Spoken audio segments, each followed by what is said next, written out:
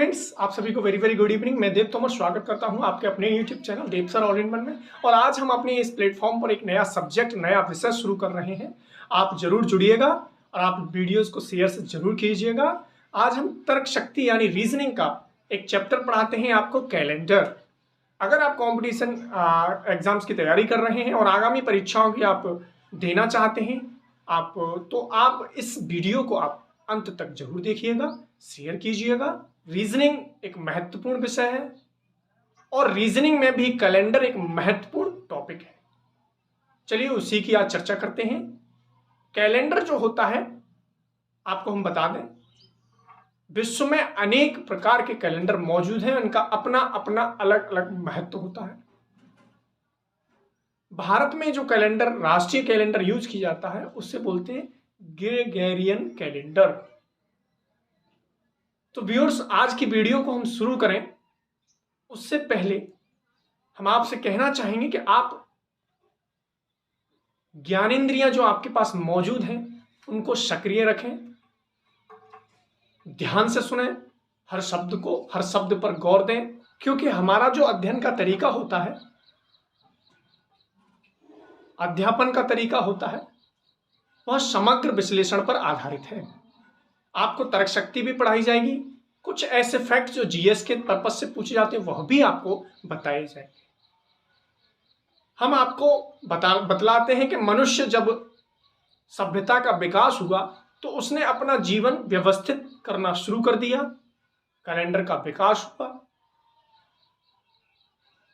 विश्व में जो सर्वाधिक प्रचलित कैलेंडर है वह है, नोट करेंगे आप, वह है ग्रेगोरियन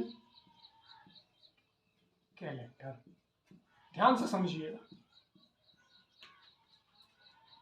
ग्रेगोरियन कैलेंडर। ग्रेगोरियन एक पॉप थे, यानी जिस प्रकार हिंदुओं में महंत होते हैं उसी प्रकार यह ईसाई धर्म से संबंधित रखते थे। एक व्यक्ति थे, महापुरुष थे, ग्रेगोरियन कैलेंडर। इनका जो निवासी थे, कई किताबों में यूनान लिखा हुआ है, लेकिन इनका जो जन्म हुआ या जो यहाँ निवास करते थे वह रहते थे रोम में। आप नोट कर सकते हैं। कैलेंडर हम पढ़ाएंगे, लेकिन पहले आप इस चीज को भी नोट कर लीजिए। रोम, यानी ये कहाँ के निवासी थे? रोम के निवासी थे। इन्हें फादर ऑफ कैलेंडर भी कहा जाता है। आप नोट करें, ग्रेगोरियन कैलेंडर को फादर ऑफ कैलेंडर कहा जाता है। यानी कि जो विश्व में सर्वाधिक प्रचलित कैलेंडर है वो है ग्रेगोरियन कैलेंडर। कहाँ के निवासी थे? ये रोम के निवासी थे। कई किताबों में यूनान लिखा हुआ है, और रोम जो है वह इटली की राजधानी है, जो टाइबर नदी के किनारे बसा हुआ है। रोम में ही एक संगठन है, उसे भी आप नोट कर लें। रोम में एक संगठन है FAO, फूड एंड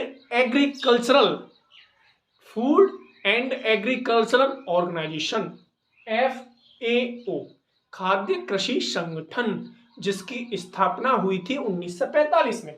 हालांकि यह बात जो चल रही है यह रीजनिंग से रिलेटेड नहीं है, लेकिन फिर भी आप नोट कर लीजिए। यह जो बात हमने नोट कराई है यह रीजनिंग से संबंधित नहीं है, लेकिन फिर भी आप नोट कर लीजिए, जरूरी है, पूछा जा सकता है। जो कैलेंडर है ग्रेगोरियन कैलेंडर है। कौन थे ये? इटली के निवासी थे, रोम में रहते थे। रोम में FAO, food and agriculture organisation भी है, जो 1945 में गठित हुआ। रोम टाइबर नदी पर, इटली की राजधानी। और इटली में एक नदी बहती है जिसे पो नदी कहा जाता है, पो, उसे इटली की गंगा कहा जाता है। बात करते हैं back to the point, reasoning की। तो कैलेंडर, फादर ऑफ कैलेंडर कोई आपसे पूछे तो Gregorian calendar. Pandit Jawaharlal Nehru, first prime minister of freedom India, तो उन्होंने 22 मार्च 1957 ईस्वी को, नोट करेंगे आप, 22 मार्च 1957 ईस्वी को राष्ट्रीय कैलेंडर माना इसे। भारत में वैसे शक सम्मत भी माना जाता है और विक्रम संवत भी माना जाता है। जब हम आपको इतिहास पढ़ाएंगे तो बारीकी से समझाएंगे शक संवत कब शुरू हुआ, क्यों शुरू हुआ, कैसे शुरू हुआ, विक्रम संवत कैसे शुरू हुआ, कब हुआ, क्यों हुआ, वो इतिहास का विषय है। लेकिन आप रीजनिंग में यह भी पूछा जा सकता है कितने वर्ष का अंतर, तो आप ध्यान दीजिएगा शक संवत की शुरुआत जो हुई थी वो हुई थी 78 ईस्वी में। तो आप देखिए वर्तमान में अगर हम ईयर देखें तो कितना चल रहा है, 2021। अगर इसमें हम 78 यानी 78 अगर हम इसमें सब्ट्रैक्ट करते हैं तो सब शक संवत निकल आएगा, यानी 78 इसमें से घटा दीजिए तो क्या आ जाएगा, शक संवत। और विक्रम संवत के लिए आपको 57 ऐड करना होगा। तो अगर इसमें हम 57 ऐड कर देते हैं 57, तो ये हो जाएगा 2078। तो आपके पास आपके घर में अगर कैलेंडर मौजूद है तो आप आज जाकर देखिएगा, उसमें लिख रहा होगा विक्रम संवत 2078 और शक संवत लिख रहा होगा 78, घटा के लिख लीजिएगा, आप वही लिख रहे हैं। बात करते हैं कैलेंडर की। पहले आप समझिएगा, फिर हम क्वेश्चन बताएंगे, type first, type second, type third, और जो टाइप हम बताएंगे उससे हटकर क्वेश्चन एग्जाम में नहीं आएंगे। क्वेश्चन का स्वरूप अलग हो सकता है लेकिन तरीका जो हम बताएंगे वही होगा। जब हम कैलेंडर पढ़ते हैं तो उसकी सबसे छोटी इकाई जो मानी जाती है वो मानी जाती है दिन, यानी डेज। क्या मानी जाती है, डेज। हम आपको बताते हैं दिन, और कई दिन मिलकर बनाते हैं सप्ताह, यानी कि वीक, और कई सप्ताह मिलकर बनाते हैं एक महीना, और कई महीने मिलकर बनाते हैं एक वर्ष। आप इस चीज को समझिएगा, दिन, सप्ताह, महीने और वर्ष, यह आपको पता होना चाहिए। पृथ्वी सूर्य के सामने जब एक चक्कर पूरा कर लेती है तो वह होता है दिन, सूर्य के सामने। और जब सूर्य के चारों ओर एक परिक्रमा कर लेती है अंडाकार पथ में, पश्चिम में, तो वो होता है वर्ष। तो सूर्य जो पृथ्वी होती है वह अपने अक्ष पर 23 घंटे 56 मिनट और लगभग 4 सेकंड में है। वही बात करें हम सूर्य के चारों ओर 365 दिन 5 घंटे 48 मिनट और लगभग 45 सेकंड। तो हम साधारण जो वर्ष मानते हैं वो 365 दिन की ही मानते हैं। जो 5-6 घंटे हैं, लगभग 6 घंटे हम कह सकते हैं, उनको हम 4 वर्ष बाद, हर 4 वर्ष बाद एक दिन बनाकर ऐड कर देते हैं फरवरी मास में। तो इस प्रकार यहां से 2 शब्दों की उत्पत्ति होती है, एक साधारण वर्ष की और एक लीप वर्ष की। दोनों में क्या अंतर होते हैं यह हमें पता होना चाहिए अगर हम कैलेंडर पढ़ रहे हैं तो। कैलेंडर का अगर हर प्रश्न हमें करना है अच्छी तरह सफलता से, जो हमें नंबर दे सके, तो उसके लिए हमें साधारण वर्ष और लीप वर्ष को समझना। जब पृथ्वी एक वर्ष में 365 दिन 5 घंटे 48 मिनट 45 सेकंड, लगभग 6 घंटे कह सकते हैं, तो अब कैलेंडर में अशुद्धि न हो इसके लिए 6 घंटा लगभग माना गया, और हर 4 वर्ष बाद तो 24 घंटे एक दिन में, एक दिन रात में 24 घंटे होते, तो फरवरी माह में वो दिन हम ऐड कर दिया जाता है। तो जिस फरवरी माह में एक दिन ऐड किया जाता है वही कहलाता है अधिवर्ष या लीप वर्ष। और अच्छी तरह समझते हैं, हर 4 वर्ष बाद लीप वर्ष आता है, इसीलिए आप वर्ष को हम 2 वर्ष में भागों में बांटते हैं, साधारण वर्ष और अधिवर्ष। साधारण वर्ष वे वर्ष होते हैं जिनमें अगर हम 4 से डिवाइड करते हैं तो पूर्णतः नहीं जाता है। जैसे कि मान लीजिए 2001, तो यह साधारण वर्ष है, और अगर जिस वर्ष में 4 से पूर्णतः विभाजित हो जाए वह संख्या, वह अधिवर्ष यानी कि लीप वर्ष होता है, जैसे कि 2008। समर से विभाजित हो जाए। देखिएगा, आप मैथ पढ़ते हैं, जब हम विभाजकता के नियम पढ़ते हैं, रूल ऑफ डिविजिबल, तो जैसे 2 का विभाजकता का नियम यह होता है कि इकाई के स्थान पर 0, 2, 4, 6, 8 आई तो वह संख्या 2 से पूर्णतः विभाजित होगी। 3 का नियम होता है कि अंकों का योग 3 से डिवाइड होना चाहिए। तो 4 का क्या नियम होता है? 4 का नियम यह होता है कि इकाई और दहाई के स्थान पर जो अंक आए हैं उनका 4 से पूर्णतः अगर डिवाइड हो रहा है तो वह संख्या 4 से कटेगी, और नहीं हो रहा है तो वह 4 से नहीं कटेगी। तो मान लीजिए जैसे कि हम आपके समक्ष रख रहे हैं 2016, तो आप अगर इसमें 4 से डिवाइड कर रहे हैं तो आपको पूरा डिवाइड नहीं करना है, नहीं, आपको केवल इकाई और दहाई के अंक को ही केवल डिवाइड करना है, तो ये पूरा चला जाएगा। इसलिए यह 2016 एक लीप वर्ष, 2016 क्या है?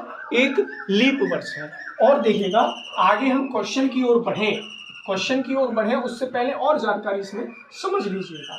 साधारण वर्ष में अगर हम आपसे कहें विषम दिनों की कितनी संख्या होती है तो आप बता सकते हैं। देखिएगा, पहले आप इस चीज को समझिएगा। विषम दिन वैसे इसमें 1 होता है, और अधिवर्ष में विषम दिन जो होते हैं वो 2 होते हैं। देखिएगा, एक सप्ताह का यानी कि 7 दिनों का एक सप्ताह होता है। सोमवार, मंगलवार, बुधवार, गुरुवार, शुक्रवार और शनिवार। ईसा की जब शुरुआत हुई 1 जनवरी 1 ईस्वी में, जो दिन की शुरुआत हुई वो सोमवार से हुई थी, तो हम सोमवार को प्रथम पर रखते हैं। सोमवार, आप समझ रहे हैं? तो देखिएगा, जब कभी भी हम विषम दिन निकालें तो उसमें 7 से आप डिविजिबल कर दीजिए। जैसे कि मान लीजिए साधारण वर्ष में हमने बताया आपको 365 दिन होते हैं, और लीप वर्ष में होते हैं 366 दिन। अगर आप इसमें 7 से डिवाइड करते हैं तो जो शेष आएगा, रिमाइंडर आएगा, वो 1 आएगा, और इसमें जो रिमाइंडर आएगा वह 2 आप करके देख सकते हैं। रिमाइंडर, शेष फल, वह विषम दिन होते हैं। एक बात और बता देते हैं, आप इनको एक नोट कर लीजिएगा। साधारण वर्ष में विषम दिन 1 होता है, और आधे वर्ष में विषम दिन 1 होता है। यहाँ एक जानकारी और दे देते हैं कि साधारण वर्ष का अगर पहला दिन बराबर अंतिम दिन, साधारण वर्ष का पहला दिन और अंतिम दिन बराबर होते हैं। आप आंख बंद करके लगा दीजिएगा जैसे समझाते हैं। यदि 1 जनवरी 2011 को सोमवार था, यदि 1 जनवरी 2011 को सोमवार था, तो 31 दिसंबर 2011 को क्या हुआ? तो आंख बंद करके आप लगा दीजिए सोमवार। आंख बंद करने से मतलब ये नहीं है कि आप परीक्षा में आंख बंद करके लगाएं, गलत हो सकता है। आप परीक्षा में आंख बंद नहीं करनी है, ये एक मुहावरा होता है, एक लोकोक्ति होती है। आंख बंद करके लगा देना यानी कि पूर्ण संतुष्टि से कि आप ठीक हैं, लगा दीजिए। आई रिपीट, अगर कोई साधारण वर्ष है, इसकी पहचान कैसे करेंगे हम? 4 का भाग देकर, किसमें? इकाई और दहाई के अंक में। 4 से पूर्णतः जाता है तो वह लीप वर्ष है, नहीं जाता है तो वो साधारण वर्ष है। और साधारण वर्ष का पहला दिन अगर आपको दे रखा है और सबसे अंतिम को पूछ रहा है तो सेम होगा। जैसे कि एक और उदाहरण से समझा देते हैं। 1 जनवरी 2007 को रविवार है, तो 31 दिसंबर 2007 को क्या होगा? रविवार ही होगा। ये बात आप नोट कर लीजिए। वहीं अगर बात करें हम अधिवर्ष की, तो अधिवर्ष का पहला दिन से 1 बड़ा होता है अंतिम दिन। वो कैसे? इसे भी सुन लीजिए। यानी कि आप मान लीजिए लिख रहा है 1 जनवरी 2008 को मंगलवार है। आई रिपीट, 1 जनवरी 2008 का मंगलवार है, मंगलवार। तो देखिएगा 2008 यानी 08, 4 से डिवाइड हो रहा है तो ये लीप वर्ष है। और लीप वर्ष में मंगलवार का अगला दिन क्या होगा? बुधवार। तो आप इन्हें नोट कर लीजिएगा। यह भी पूर्ण संतुष्टि से आप लगा दीजिएगा, एक दिन बढ़ाकर। अगर लीप वर्ष है तो, साधारण वर्ष है तो वही होगा। यह केवल नियम किस पर लागू होगा? पहले दिन और अंतिम दिन में, यानी वर्ष के पहले दिन में और अंतिम दिन में। लीप वर्ष के अगर जनक आपसे कोई पूछे फादर ऑफ लीप वर्ष, फादर ऑफ अदे वर्ष, तो जूलियन सीजर। आप इन्हें नोट कर लीजिएगा, पूछा जा सकता है आपसे एग्जाम में, जूलियन सीजर। तो चलिए आज की वीडियो को हम इतना अधिक लंबा नहीं करेंगे और कल से हम क्वेश्चन पढ़ाएंगे। जितनी भी तरह के क्वेश्चन होंगे लिखाएंगे और आपको समझाएंगे भी। आप जरूर क्लास में देखिएगा और शेयर जरूर कीजिएगा। तो चलिए आज की सभा को हम यहीं समाप्त करते हैं। हंसते रहिए, हंसाते रहिए। जय हिंद, जय भारत, नमस्कार।